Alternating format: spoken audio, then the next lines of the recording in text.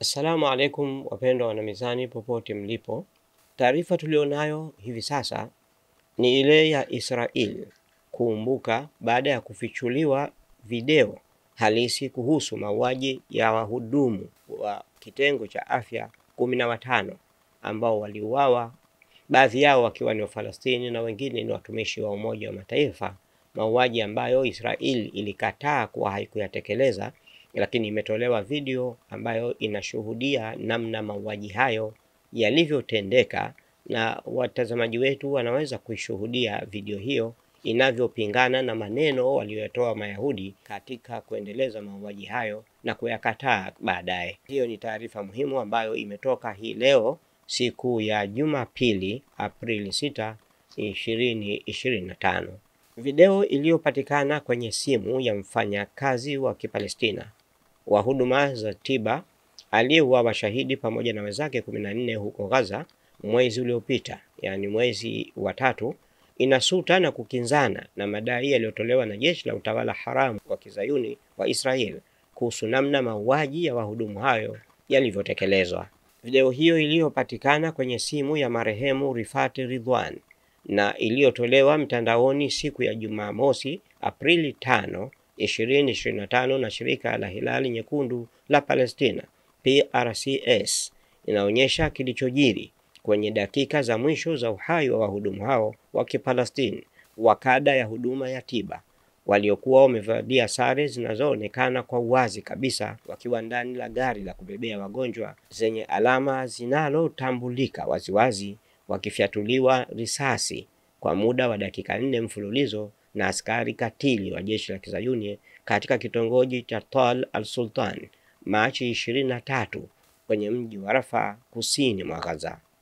Katika mauaji hayo ya halaiki na ya kinyama yaliyoaminika kuwa uhalifu wa wazi wa kivita uliofanywa na jeshi la Israel, shirika la Hilali Nyekundu ya Palestina ilipoteza wafanyakazi wake 4, wafanyakazi 6 wa shirika la ulinzi la raia la Palestina na mfanyakazi mmoja wa shirika la Umoja wa Mataifa la kuhudumia wakimbizi wa Palestina, nao pia waliuawa katika jinai hiyo iliyofanywa na jeshi la Kizayuni la Israel siku hiyo hiyo usiku. Katika taarifa yake, jeshi la utawala ghasibu wa Israeli lilidai kuwa wanajeshi wake hawakushambulia kiholela ambulance yoyote na kusisitiza kuwa waliwafyatulia risasi waliowaita magaidi waliokuwa wakiwakaribia askari wake kwa magari na kutilia washaka, na kwamba eti magari hayo hayakuwa yamewasha taa za mbele wala kuonyesha ishara za hali ya dharura, jambo ambalo ni uongo kabisa na linalopingana na video ambayo unaishuhudia katika kioo cha simu yako.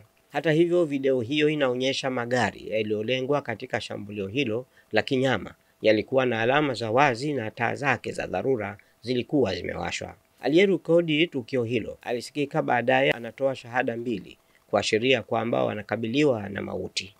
Alirudia kufanya hivyo mara kadhaa kwa sauti na kutetemeka kwa hofu, huku milio ya risasi ikiendelea kurindima. Alisikika pia akisema, "Nisamehe mama yangu kwa sababu nilichagua njia hii, njia ya kuwasaidia watu." Na akamalizia kwa kusema, Mwenyezi Mungu, nighufirie na unitakabalie kufa kwangu kishahidi." Msemaji wa shirika la ulinzi la raia katika ukanda wa Gaza, Mahmoud Basal, amesema maiti za wafanyakazi wenzao kadhaa zilipatikana zikiwa zimefungwa mikono na miguu, zikiwa na majeraha ya risasi vichwani na kwenye viwiliwili, ikiwa ni ishara kwamba walipigwa risasi kwa karibu licha ya kutambuliwa kuwa ni wafanyakazi wa utoaji huduma za kibinadamu. Basal ameongeza kuwa maiti ya mmoja kati ya wafanyakazi hao ilikuwa imekatwa kichwa na miili iliyobaki ilipatikana ikiwa vipande vipande. Ametaka utawala wa Kizayuni wa Israeli uwajibishwe kwa jinai zake ambazo amesema hazina mfano wake katika historia ya binadamu katika zama hizi. Wakati huo huo,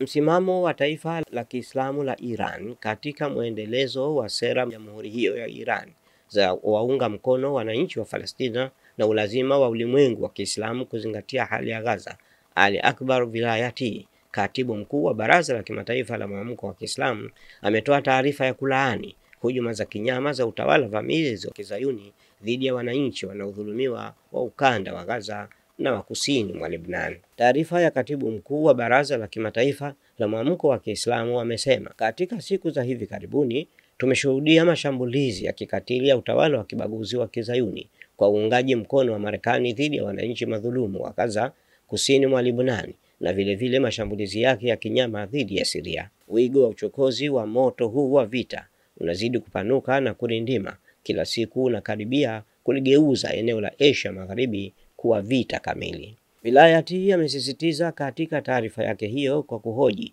ni nini sababu za jinai hizi na uungaji mkono wa wanaodai kinafiki kuwa watetezi wa haki za binadamu wa utawala ghasibu. Kwa nini kuna kimya? Kwa nini kuna uungaji mkono? Kwa nini zinafanywa jinai hizi? Kuendelea hali kama hii kutakuwa na hatari kubwa sana, na wazi kwamba kutawaandama wahalifu, na ni dhana batil mtu kudhani kwamba anaweza kuwalazimisha watu matakwa yake kwa kutumia mantiki ya utumiaji mabavu. Katika taarifa hiyo, katibu mkuu wa Baraza la Kitaifa la Mwamko wa Kiislamu amesisitiza pia kwamba ulimwengu wa Kiislamu kwa umoja na ushirikiano unapaswa uchukue hatua za haraka kuhususia na kuwekea vikwazo utawala wa Kizayuni, nchi na taasisi zote zinazounga mkono jinai zake, na kwamba kuna ulazima wa kuanzishwa mahakama ya kimataifa ya kuchunguza jinai dhidi ya binadamu na ukiukaji wa haki za binadamu huko Gaza, kusini mwa Lebanon, Yemen na Syria.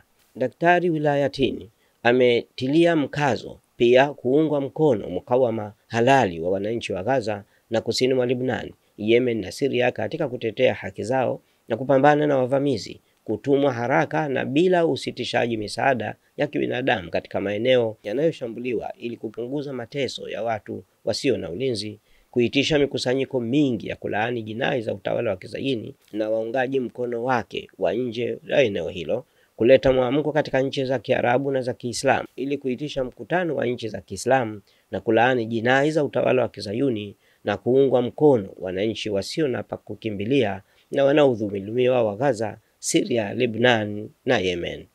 Kamati ya Jitihadi ya Fatwa ya Umoja wa Ulama wa Kiislamu duniani nayo pia imetoa taarifa ya kueleza masikitiko yake kutokana na kuendelea jinai na mauaji ya kimbari yanayofanywa na utawala wa Kizayuni huko Gaza kwa uungaji mkono kamili wa Marekani na mbele ya kimya cha jamii ya kimataifa na nchi za Kiislamu na za Kiarabu. Haya ndiyo yanayoendelea miongoni mwa mataifa ya Kiislamu, huku mwito ukitolewa kwa bidii kubwa sana kwa kuwataka Waislamu wageuze mwelekeo na mtazamo wao katika kuliendea swala la Gaza. Hali imekuwa kwa kiasi kwamba kulaani yanayofanywa Gaza na kuwadhani Mazayuni hakuna msaada wowote kuna kuwasaidia wa Falastini, bali kila siku wanazidi kuuliwa hadi ya kuwa Waarabu na Waislamu mahali popote walipo wakiendelea na shughuli zao, na hata kuna mataifa mengine ambayo viongozi wa kidini na hata viongozi wa serikali hawajali wala hawajui wala hawatambui kama kuna watu wanaofanyiwa unyama mkubwa kupita kiasi kama wanaofanyiwa watu wa Falastini. Ni mwito wa makundi ya Kiislamu kwa sasa kwamba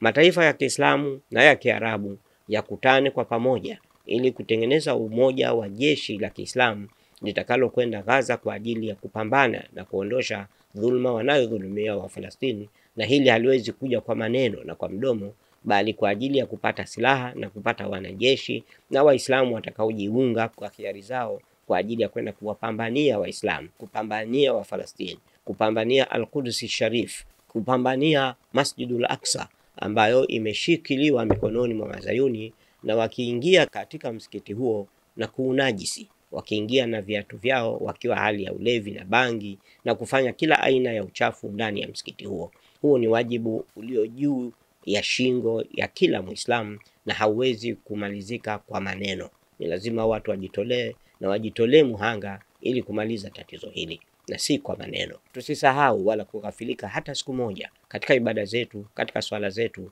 kuwaombea wa Falastini. Tuwe tayari kupata muda na nyakati katika faragha zetu kuwaombea kwa Mwenyezi Mungu wapate nusura na salama, si Falastini peke yake bali hata katika nchi zinginezo ambazo kuna mauaji kama hayo. Mwenyezi Mungu ajalie utulivu, amani ipatikane ili watu waweze kuishi katika maisha yao furaha na amani. Wassalamu alaikum warahmatullahi wabarakatuh.